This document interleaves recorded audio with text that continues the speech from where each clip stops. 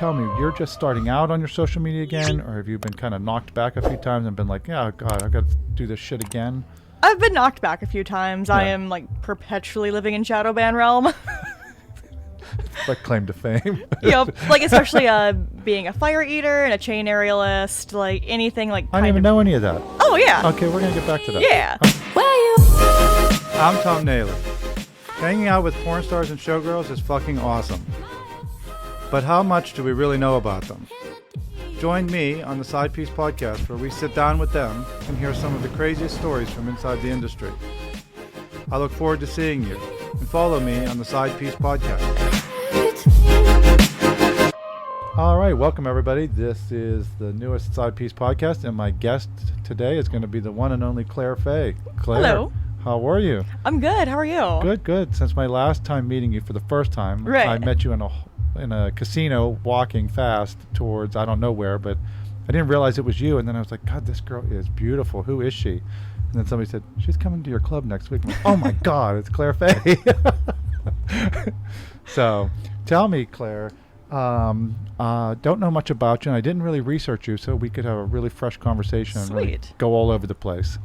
So one of the things I do know just from looking at your Instagram is that you were a Playboy centerfold. Yeah, very recently. My issue came out in June. Okay, so tell me about your experience with Playboy. I know I've asked a lot of women about their Playboy experience, and everyone seems to have a baseline, but then, it's all over the place. So tell me about your involvement with them. Yeah, so I had a really good experience shooting with them. I got to choose my own photographer, pick my own location, everything.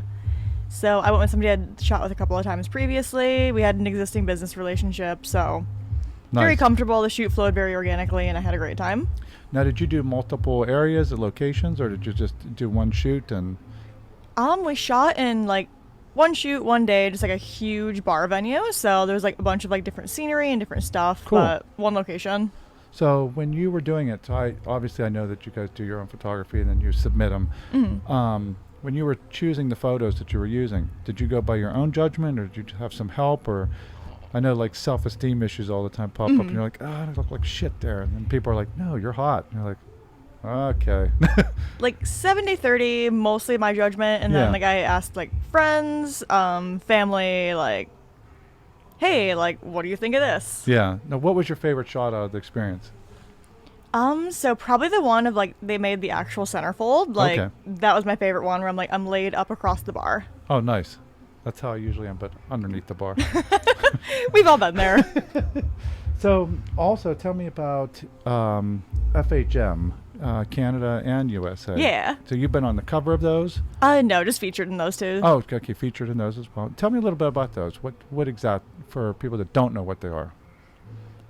So I mean, I can't remember what it stands for. For Him magazine, it's basically the UK version of Playboy. It didn't catch on quite as much in the States, but that's what it is. Same kind of premise, articles, hot ladies. Good. I don't ever read the articles.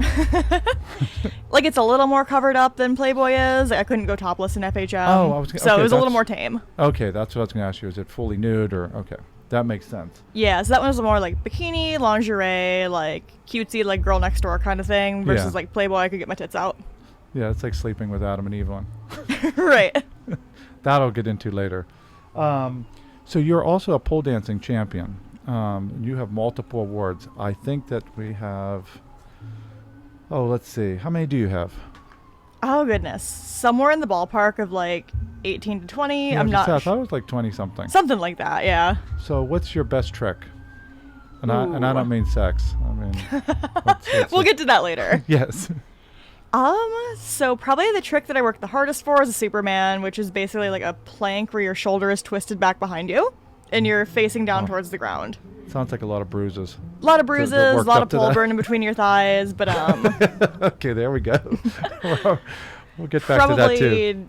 My most visually pleasing is a butterfly where you're upside down, just holding on by your ankle against the pole, and then your body is piked backwards, and you bring your other leg towards your head. Okay. It's a fairly simple trick, but audiences love it. It's very visually pleasing. No, perfect. The reason I asked too is because I know that's always disappointing because some performers when they get here, we don't have a pole. Oh, on the main stage. We have a lyra. So everybody gets oh God, there's no pole. What am I going to do on that stage? hopefully with our next renovation, which we're already working on, the pole will go from the first floor to the second floor up through. And we'll move the lira, or we'll do some, I don't know. We don't know what we're going to do yet. Finagle something. Yeah. We're going to go back with my original plan, though. So as you're talking about pole dancing, when you started out in the business, did you start like humble beginnings? Were you a shot girl, or were you like a dancer, or? Yeah. So actually, like my very, very beginning, even before like strip clubs, I started off as a go-go dancer and a shot girl at a gay bar. So That's where I got my start. So I learned like hair and makeup and stage presence and everything from the drag queens. So like, oh Jesus! Okay. In my performance style, that's definitely still a huge influence. So you looked like a hooker at 18? Oh yeah. Yeah. Slutty little 18-year-old going out in like just booty shorts and titty glitter, Yeah. like So fishnet top maybe. When drag queens teach you makeup, you're definitely looking like a prostitute immediately. Yeah. Like big old lashes and eyeliner touching the eyebrows. Good, good. Well, that makes sense. I see you've come a long way. You look gorgeous. Thank you.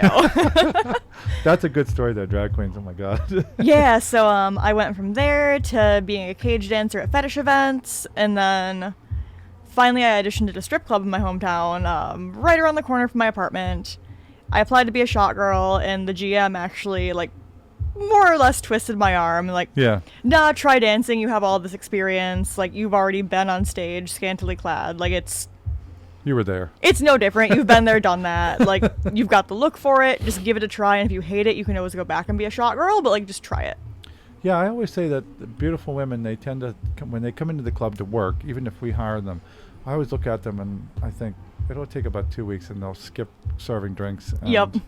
They'll be moving up and having more fun, too. Right. And that's- I'm so glad I did it because I'm having way more fun. I'm making way more money. Yeah. Yeah, then you don't look at your customers and you're like, you only left me 10%. Exactly. You're like, okay. So tell me, you mentioned where you're from. You are from Flint, Michigan. Yeah, I grew up in Flint, Michigan. I moved to the Lansing, East Lansing area for college, then just kind of stuck around after that. But So the Flint thing makes me laugh because when I was in Vegas with you, a couple people had told me there's this beautiful girl that's out of Flint, Michigan. I said, who the fuck is out of Flint, Michigan? And who stays there that's beautiful? And so I was totally naive and I'd already cast judgment because of my just, growing up in America during the whole water right, thing. no, like there's a lot of like negative press about Flint. I thought there must be a lot of deformed people there. No, I'm kidding. No, I'm kidding. Can't be too many beautiful women. No. But obviously you survived all that. So tell me, Flint, Michigan, I've also heard, because I was told that I was very wrong and naive, that Flint is very busy according to the industry, that there's clubs there and it's a hot place. Yeah, there's a couple of different strip clubs. The nightlife industry is definitely coming back. I actually worked there all through the COVID lockdown because they were able to stay open because in Michigan, our Deja Vus are fully nude but no alcohol. Everything is Okay. prepackaged. So I'll probably be canceled after that Flint comment, but that's okay.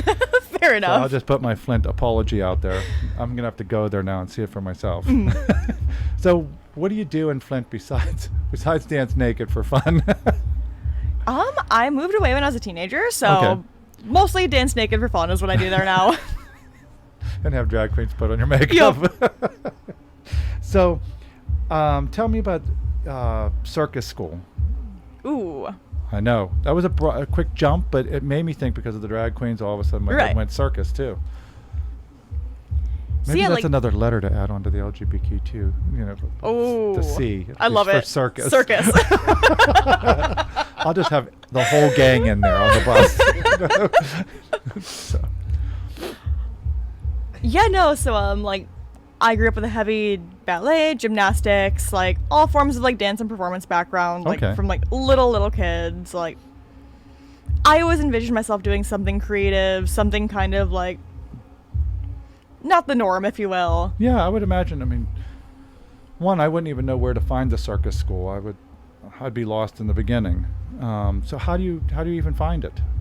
Actually through a friend of a friend. Okay. So had that kind of pre-existing connections. Okay, I'll take a few classes, see what's up, see if I like it, and I fell completely in love. Yeah, that's usually how I get into trouble is friends through friends. Yep, friends of friends. Like, oh, I'll try it. How bad can it be? My friends are my gateway drug. Yep. So once you got out of circus school and you done all these pool tricks, of course.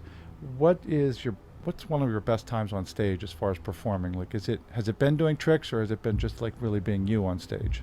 Honestly, it's been really being me on stage. I kind of figured. And why do you think that is? Because of your personality or because of how you feel on stage? A bit of both. Like, I definitely feed off the attention. Like, I am shamelessly an attention whore. Oh. I like being the center of attention when it's on my terms. That's why I like you. I like money too. Who doesn't? So, like, being on stage really kind of feeds into all of that. Yeah.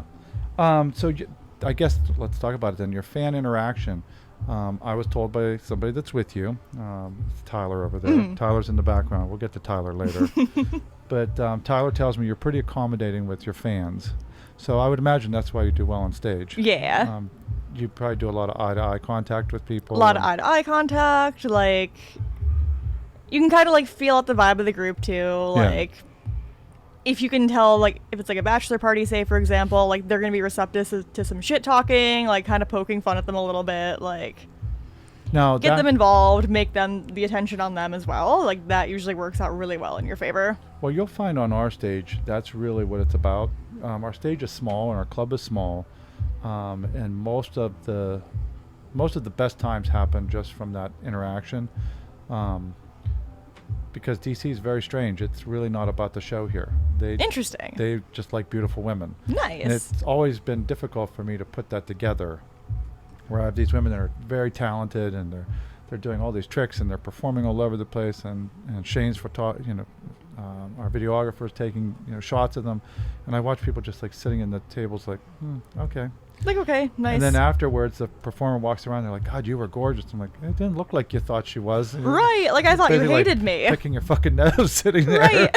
But yeah, so I mean, so I was going to ask you, how does that feel when you're on stage? And if I'm feeling that, do you see that and you're like, "Wow, I'm bombing," and then you get off stage and people are like, "God, no, you were great." And you're like, Yeah, I have had that happen, and definitely when I was newer to performing, I was a little more sensitive, and I kind of took it to heart. But like, now I'm like, now you just look at me and you're like, you're bald and fat. Who cares? What the fuck? Like, I'm making the art that I want to make, and it's not going to be for everybody, but the people who like me really, really like me, and that's what matters. Yeah. And like, it all kind of balances out at the end of the day.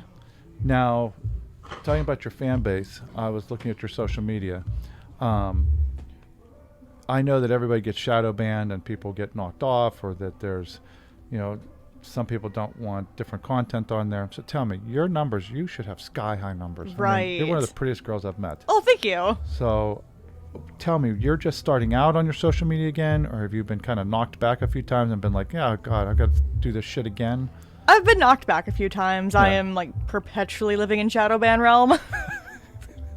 Like claim to fame. Yep. Like, especially being a fire eater and a chain aerialist, like anything like. I didn't even know any of that. Oh yeah. Okay, we're gonna get back to that. Yeah. Okay, see, I didn't do my homework. So like, Instagram views the chains as inherently raunchy, inherently kinky, which really? It kind of is in a way, but.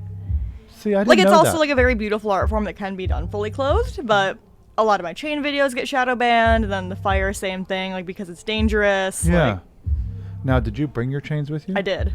Good, because we have rigging. Yes. That whole stage is rigged. Oh, rigged to blow up. But no, it's that's fantastic, because my friend Michelle Lynn. Oh, I love Michelle. Oh yeah, she's great. I mean, yeah, I just got to see her win at EDI. Her husband was phenomenal. my competitor in Pittsburgh. Like he ran. Oh, no way. He ran Spearmint Rhino and I ran Blush. And Mark and I never really. Well, we didn't talk just because we were so competitive. Right. And Michelle and I would always talk, and then finally, Mark and I finally became good friends. And Michelle and I, so the three of us, she'll be here, but when she was working on chains, I was like, God, she is bruised up. So that I commend you guys. It is so much fun. I actually met her for the first time this spring at EDI West in Dallas. Yeah, she's a sweetheart. And it was the first time meeting another chain artist, and I was so excited because I'd never seen anybody else do it in person. Yeah. I was going to say something bad about her, but I can't. She'll kill me. No. She's a bitch after midnight. No, I'm kidding. Just kidding. No, I'm so happy that she won the award. I mean, she deserved it. She looked I was so excited. I was worried because her competitor is very tough. She's very strong on stage. Oh my gosh, the entire EDI's lineup this year was phenomenal. Yeah. Like, I don't know how the judges picked a winner. They had such a hard job. But there were some great trophy girls there. I know one. Tell me about being a trophy girl. It was a lot of fun. I really enjoyed being a trophy girl. It was my Yeah. second expo ever, my second ED award show ever. So, like, to even have been asked was a huge honor. See, I just want to be a trophy wife. Or husband or whatever it needs to be. Right. As long as money's flowing towards me, I don't care. And actually, like, being a trophy presenter, I got to have a super cool experience. So, Deja Vu Lansing, my home club, actually won Club of the Year Midwest. That's right. I was going to ask you. Okay, that is your So club. yeah, so being able to present the award to people who are super close to me and have Cool. been like a huge part of like my grogrowth and like That's why continuing you to got feature. hugged. Yep. I wondered. I was like, wait a second, 'cause they're really fresh with her. Yeah. Yeah, because the trophy girls weren't getting hugged, and you got hugged, and I thought, okay, somebody likes her. Yeah, so back in 2020, I had considered leaving the industry. I was kind of like back and forth, like with COVID and everything. It was a very weird time to be in the industry. Yeah. And Tammy and Deja Vu were like a super huge portion of the reason that I stayed. Okay. So, like- that makes sense. I would stay for them. Now tell me. So let's go back. Tyler sitting over here. Yeah. Tyler, what's your interaction with Tammy and them? I currently work for Tammy. Oh, okay. Good. Tammy's my boss. Tammy, if you're out there, Hi, Tammy. he's behaving himself, but he's telling me some shit on your club. No. Let's ask Tyler something real quick, just as a segue. Okay. Tell me about your trip in. What happened with him? We'll get your take and then his. And because I really don't know. I just know one part of it. He got arrested. so, This man perpetually stays in trouble, like, forever. Tyler, you knew this was coming. Even if You I'm should have on never top told of me. it, I'm still in trouble in their eyes, so I kind of roll with the flow. Like, I'm not abrasive. I just... Was it TSA trouble? Oh, no. No. We drove, Oh, yeah. What am I saying? Yeah, How would you yeah. get in trouble with So, TSA? Yeah, so we drove in from Michigan. It's about a 9.5-hour drive, and I had an inkling. I'm like, I'm gonna give myself like 13 hours to make this happen, just in case. I have a gut feeling like I'm gonna give myself a lot of time. And then we've been in the car for maybe 45 minutes. It is literally 6:45 in the morning, Oh. and he is getting pulled out of the car and put in handcuffs on the side of the road by Detroit. Oh, wow. That's a good time. It's a... Like, I haven't even had my first cup of coffee yet. This man is getting fucking arrested on the way to a booking. It's an outstanding ticket that I have not been able to clear up over the phone maybe 10 years. That's what they put you in handcuffs for, is an outstanding ticket. Outstanding You're full of ticket. shit. No, I'm kidding. It's not even a law anymore. That's so ridiculous. No, Michigan police are wild. So it'll stay on my record, and they'll keep tagging my tax return every now and again for back. That's the that. dumbest thing I've ever But yeah, I heard. was in handcuffs. So the police officer, he reads my profile and. You tell him this usually happens later at night. Right, like the sun is rising, the birds are chirping, like it's too early for this. That's insane. I'm a big guy, so like I can't help but being intimidating and threatening at the Yeah, same time. because what, you're like 6'3"? 6'7". Oh, shit, because I haven't seen you stand up, really. Okay. I'm a big guy, and prejudging the you guy was just sitting probably, there. Like, maybe 5'10". He was an average size guy, and You're even he intimidating was- to me at that size, and I'm 6'2". he wasn't having it, so he got real aggressive at first, and when he realized that I wasn't going to fight him or I was going to do exactly what he said, okay, we're going to do this real nice and slow now. Oh, my God. And what were you doing in the car? Like, okay, I'm not with him. No, I'm kidding. Oh no, I told her to go. If it comes down to it and I get booked, just go. Oh, my And God. That's, it was $100 at the side of the road. that's interesting. $100 bond. Wow. And then we were on the way again. Shane, that's almost like your pot story. You can't have this shit, but we'll send it back to you. Right. Yeah, the legal system is really fucking weird at times. When I understand it more, I'll let somebody know. Well, I'm glad you made it. $100 less, But here nonetheless. but Claire's here to make that back. Right. So you're all good. Tell me, so we're going to go back to your social media. Yeah. You have an OnlyFans page. your OnlyFans, tell me this. Is it all solo or is it mixed? Are you girl on girl? Is there penetration? It's mostly solo. I keep it pretty tame. I mostly use it like a more like NSFW version of my Instagram. Like I post like full show videos, like fully nude club stuff, nude modeling. Now, do you have separate shows on there too? Like, do you have like your subscription rate, and then you have like if you want to see this video more entirely, you can. Yeah, I'll do like a pay-per-view, and then like I have just like the base price. I think it's like $5 a month or whatever. Like You're cheap. I'm lazy. They're totally getting what they pay for. I'll be honest. Cheap and lazy. I like that. I feel more confident now. Just add sleepy to mine. Same.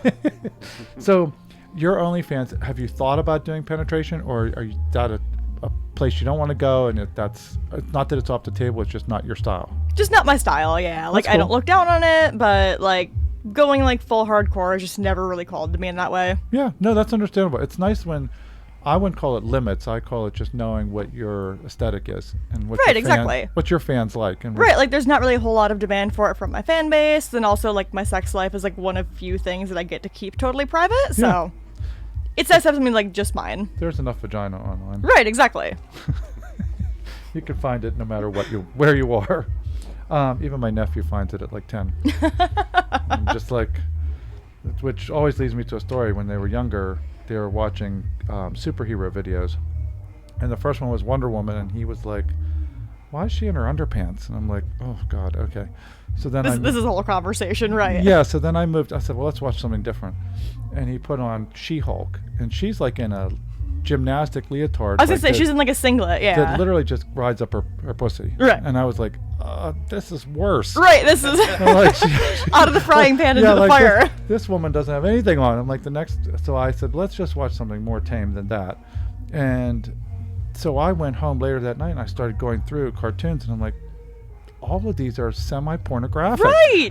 It's like, so I called my sister and I said, if he starts asking weird stuff about underpants and naked superheroes, Like, I'm this is where this is coming yeah, from. I'm like, I just sat there like, I'm not even going to explain this. So, but I had a whole new look. Then I'm looking for like camel toes on She-Hulk. And I'm like I'm going to be obsessed with this now for the next month. Right, like, now that it's in your head, like, Yeah, like did just fixate. these guys throw some shit on there that kids shouldn't see? So that's not a direction for you. What's your favorite place to film though when you are filming for your OnlyFans? Are you pretty generic and vanilla, like just in bed, or are you like outside on patios? I do a lot of naked hiking, actually, and, like, flashing while I'm How did I traveling. know that? Like, Oh, okay. yeah, definitely, like, the outdoor stuff is where the money is for me. Yeah, wooded path, streaking. Yeah, wooded path, topless beach. That's pretty cool. Yeah, it's a lot of Good. fun. I'm glad I asked, because I didn't see, and I always think, like, when I see friends of mine's OnlyFans or people I don't know, it's always like the same place. I'm like, I've seen you do this routine over and over. Right, come like on. the bedroom, the fairy lights, the cutesy little backdrop, Yeah, like... just don't put the handkerchief over the fucking light anymore. I'm over that scene. So, are you a dirty blonde or are you bleached? A bit of both. I'm lazy. I'm letting my roots come in right now. Naturally dirty blonde, but I do bleach the fuck out of it. All right, and go back to, since you were trained by drag queens on makeup, are you? We'll use gay terms. Were you shaved and pierced now? Absolutely. There you go. I can see the nipple piercing. Yeah. So we were just gonna have you serve drinks tonight for a little bit downstairs. Fair enough. 'Cause it's lingerie and kink night. Oh, downstairs. fuck yeah.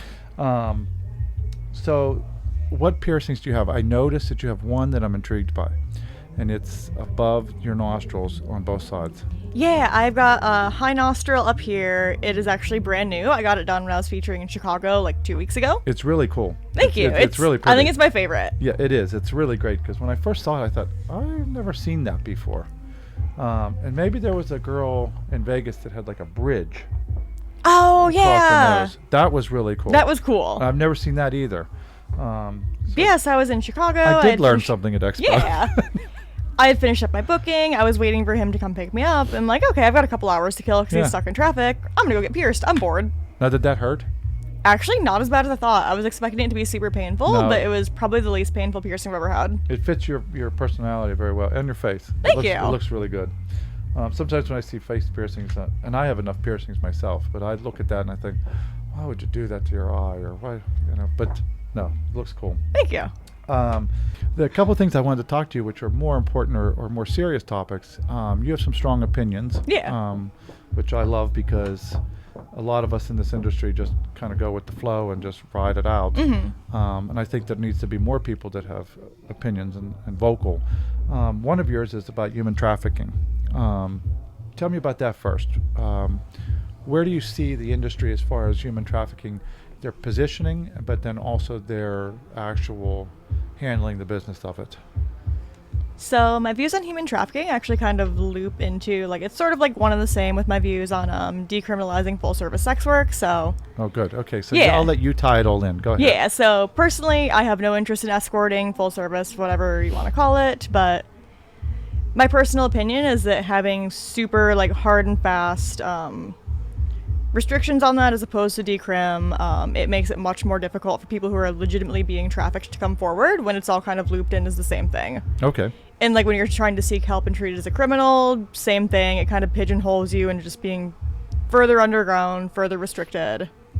Yeah, I see. Sometimes I agree with you. I mean, I sit on one of the boards for human trafficking, and I always see it as a lot of people talk about it when it's time for the cameras are on, or when it's at a show, or somebody says, oh, well, I'm not involved in that. But I've had the situations where I've sat with people, and all of a sudden they're very open. They tell me, well, I pick girls up outside of Texas and bring them to my club. And I think, what? Like, right. Like, one, you're out of your mind telling me this. And two, I feel like an obligation to go say something, because I don't know if they're serious or not. And then I think, they probably are serious, because most people like to brag about being an asshole. Right, definitely. Or just being a scumbag. Like, most of the time, people will tell on themselves. Yeah. So I look at it as like a duty for all of us to turn these people in. Right. Or to make sure that, women or men aren't being harmed. Right, especially because, like, most of the time, human trafficking isn't what you see in the movies where it's super dramatic. It's usually much more subtle and, like, a frog in the boiling water kind of situation. Like, good, I'm glad you said that. It starts off, like, super seemingly innocent, especially, like, the pimping in the strip club scene, like, preying on the younger girls, like, hey, like, be part of the team, let's make money together. And, like, it turns into a fucked up pyramid scheme where the guy, the woman, whatever, is making all of the money and utilizing this brand new dancer who doesn't know any better. See, I always go back to this Atlantic City joke. They had, I don't know what it was called. Shane, maybe you know. The pimp had a show, and he was an ex-pimp. Right. And he would interview these prostitutes outside in the car. And he asked this one, he said, why don't you have a pimp anymore? And she said, because if you want half of my money, you can come suck half of this dick, the last half. Right. So You got a point. yeah, I thought, okay, well, there we go. But I always look at it like human trafficking is strange because it's subtle, and sometimes it's happening without people even knowing that it's happening to them, like you said. And then other times it's far more dangerous. Right. Do you see club owners and other people making a valid effort to make sure it's not occurring in their clubs?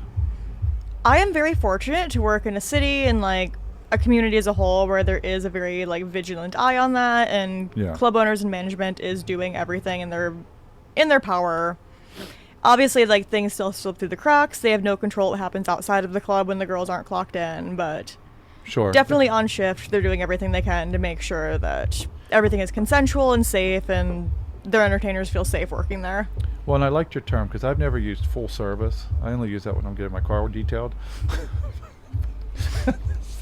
Maybe when I'm getting my dick detailed now. Right. I need full service. So, I think that's a great way to put it, because I always just use the word sex worker, and I always think we're all in sex work. Right, like sex work is a very broad umbrella versus, like, full service kind of narrows it down to, like, penetration, fluid exchange. And I think it gives people the opportunity to be legitimate. Right, like, it's a more specific terminology without being degrading. Yeah, I mean, now if I could translate it in a different way too, I've noticed throughout the years of me working in strip clubs, we've always had a problem legitimizing ourselves in the public. Definitely. And I've always thought, as an owner, operator, manager, we all have this obligation to make sure that the general public knows that it's not all the Sopranos, that we're not, beating women up next to the guardrail out back because she didn't do 3 dances. Or right, exactly. Like we're all pretty legitimate. We're all pretty legitimate, and, like, in my experience, like most of the women that I've worked with, like they're well educated, they want to be there, they have other options, but they just genuinely enjoy what they're doing. There's a couple I'd like to curb stomp at times, but Right. But like there's shitheads in every industry, but like for the most part, like everyone's here because they want to be. Yeah, that's right. And I think we all have a good time. And I see these people more than I see my partner and more than my family. Same. Like, this is really my family. And they're just all naked all the time around Right. me. Which is, I don't know, maybe that's like my family too. Right. Yeah, no, like in terms of like legitimizing, I completely agree with you, because I feel like when you tell people who aren't in the industry that you work in the strip club, either like as a dancer, management, what have you, like there's a million follow-up questions that are all mildly insulting. Yeah, no, I've had that. And like I said, I don't know if it's happened to you. Maybe you have a good story. I had a woman who I'd been friends with for many, many years, and she had no idea that I had gotten out of the hotel business and come into this business. And when she found out, I was inside a crate and barrel, I think, and she said to me, "You're disgusting. You're terrible. You're, taking advantage of women." And I thought she was kidding at first, and I looked at her, and then I could see by her face she was not kidding. She was not joking. And, excuse me, I said, "Deborah, are you joking around?" And she said, "No, you are preying on women." And I said, "Okay, I'm not going to talk to you, because you obviously don't know what we do for a living." Right. And I walked away from that experience thinking she was so vocal, and her only opinion was based on what she's seen in movies. Right, because I feel like she's never been in a club. in my experience, the people who have the most to say have never actually stepped foot in a strip club. Yeah, she's never. And you could tell because she just really thought that there's just a bunch of men ordering women around to get on stage naked. And it's really not like that. Like half of the days I think I'm getting ordered around. Right. I'm really being told how it's going to happen. Right. Then I get my retribution the next day, but Right. there's a good 8 hours where I feel like I'm getting pushed. So I always want to educate people too there that like this is a two-way street. Definitely. But at the end of the day, we have a great time and we all entertain people.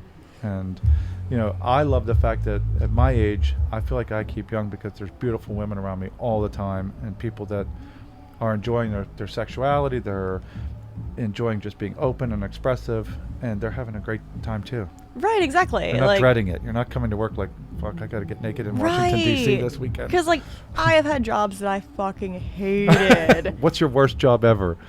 Just to get you there. So, I'm not going to name names. Full service car dealer? The washer? Okay.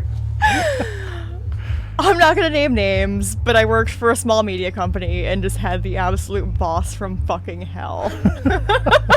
Obviously, Tyler knows who this is. Oh, yeah. I'll question him later. Nothing bonds people like a common enemy. Yeah, what was the breaking point? So this particular boss whipped a stapler at my coworker's head. Really? Wow. And, I'm 21 years old at this point. I gotta get the fuck out of here. Strip club, here I come. Yeah, see? I would too. Well, that would have been, maybe that's what happened to Angel Bow too, and that's how she got into Staples so much. Maybe she met that same guy. And, people want to talk about the club being dehumanizing and degrading. I'm like, and throwing staplers isn't? Yeah. Yeah, I've been in much more hostile environments. Right. Like just hotel guests. Oh, my, yep. I've come to work and been like, I could go to prison tomorrow. No, and, I've thought about, going back and, getting a vanilla job, a day job, whatever. I'm just like, I don't think I can put the asshole back in the box. Because, in the strip club, I'm allowed to say whatever the fuck I want back to people. If they get out of pocket, I can get out of pocket right back. See? Well, you're prepared, too. You know how to dodge a stapler. Right. That's like a skill exactly. set. So, that'll be part of your interview process. That was an important resume builder. Now, tell me, speaking of resume builders, I made you go away for a little bit so I could talk to Tyler for a second, just to pry some stuff out of you. Now, he did tell me some things I can't talk about. No. And he showed me some pictures. So, I had somewhere to go with that, but I'll leave it alone. What happens in the VIP room didn't happen. There you go. All right, we're there. So Tyler tells me your best quality is that you are accommodating with your time. What does he mean by that? No, I think he meant with your fans, really. That's what I was after. Do you find it a chore? Obviously you get recognized by people. Do you feel sometimes where it's just God, okay. Or are you, like you said, are you pretty much hey, yeah, let me sign that, or let me chat with you? Like, there are definitely days where, like, I dread being recognized. I dread talking about myself and, like, having to talk about work. Like, some days, like, you just want to, like, be hungover in the grocery store and, like, ugly and not have someone, oh my god, you!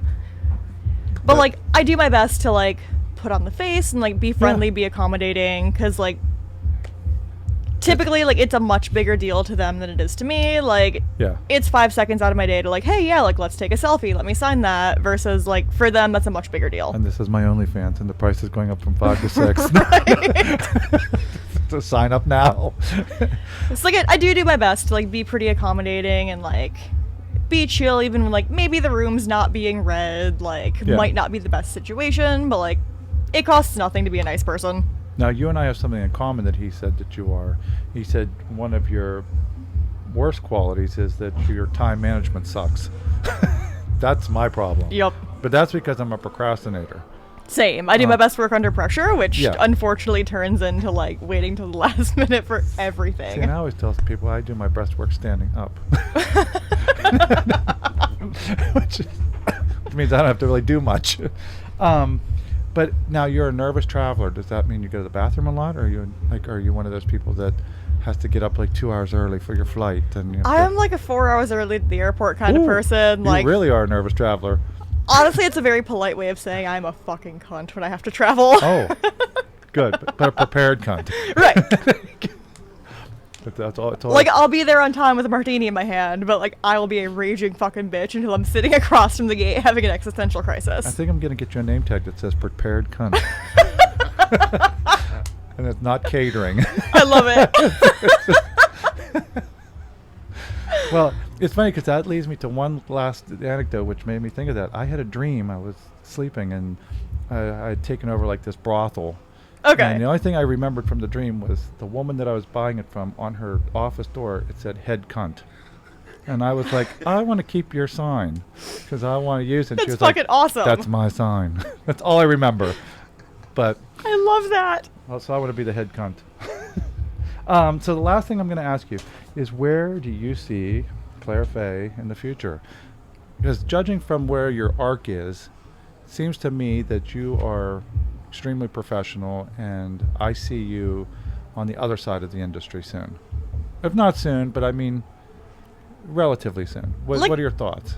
I would agree with that, yeah. Like, definitely, like, within the next 5 years, I would like to take a step back from touring and performing. Like, obviously, as long as, like, my body can continue doing it, I still want to do it, but... Now, do you want to be an owner and operator, or do you want to get into some other side, like production or I am not totally representing? sure. I'm going to kind of cross that bridge when I get to it, like, see what doors open in the next year or so, but definitely, like, I've done a lot of the hurdles and the struggles already, so I'd like to be able to give my guidance and experience to, like, the newer generation of features, like, once I reach a point where, like, I'm experienced enough to do so. Yeah.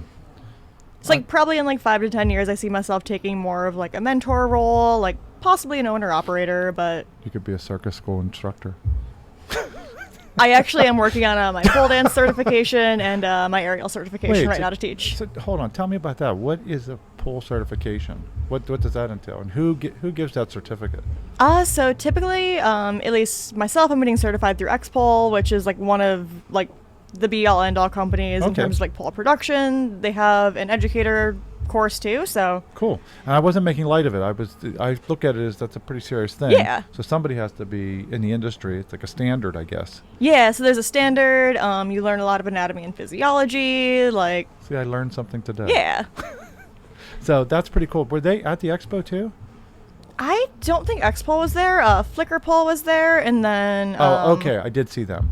somebody else was there. There was another light up pole company, but Flicker Pole is the one that I'm most familiar with. Okay. No, that's pretty interesting because I always wondered what that entails to get that. Because sometimes people get a bartender's license or whatever, and they think, yeah, okay, she learned how to make a kamikaze. Okay. Yeah, Like, so to slow get down. X-Pole certified, there is like a set number of like, I think it's like 100 tricks, different transitions, combos, both on static and spin pole you have to learn and be able to perform and execute properly. See, I'm going to do my homework on that because that's pretty Yeah. cool. Then I'll have more questions for other people. Yeah, and then once you are certified, you can go on to get insurance, so that covers your ass when you're teaching in a studio setting. If God forbid somebody does get hurt, then like you don't have to worry about like paying their medical costs out of pocket. So let me leave you on this. What was your best experience in Vegas? this expo? Ooh. Uh-oh. I know I was in a lot of precarious places at all different times. And every time I would get to the room, I was like, oh my God, I have to be up in 2 hours. Right. So, I think the entire time I slept maybe collectively 5 hours, like, because I came straight from a booking, went to the airport, went to Expo, did the whole thing. well, and you looked then, fabulous. Well, so thank you. It didn't show at all. Thank you. So, Claire, you've been a wonderful guest, and I'm looking forward to both your shows tonight. Tyler, it's been nice having you too. Now we'll get to see how tall you really are. And thanks for sharing your arrest record. And, do you have an arrest record, by the way? I have never been in trouble, actually. No. What? Yeah. She really is a good girl. Okay. That's another attribute. I mean, I've done some shit. I've just never been caught. That's good. Well, don't get caught. Right. Keep on that trend. All right. I'll see you downstairs, and let's have fun. Awesome. I'm excited. Thanks, Claire. Thank you. Take me to the garden of your ex.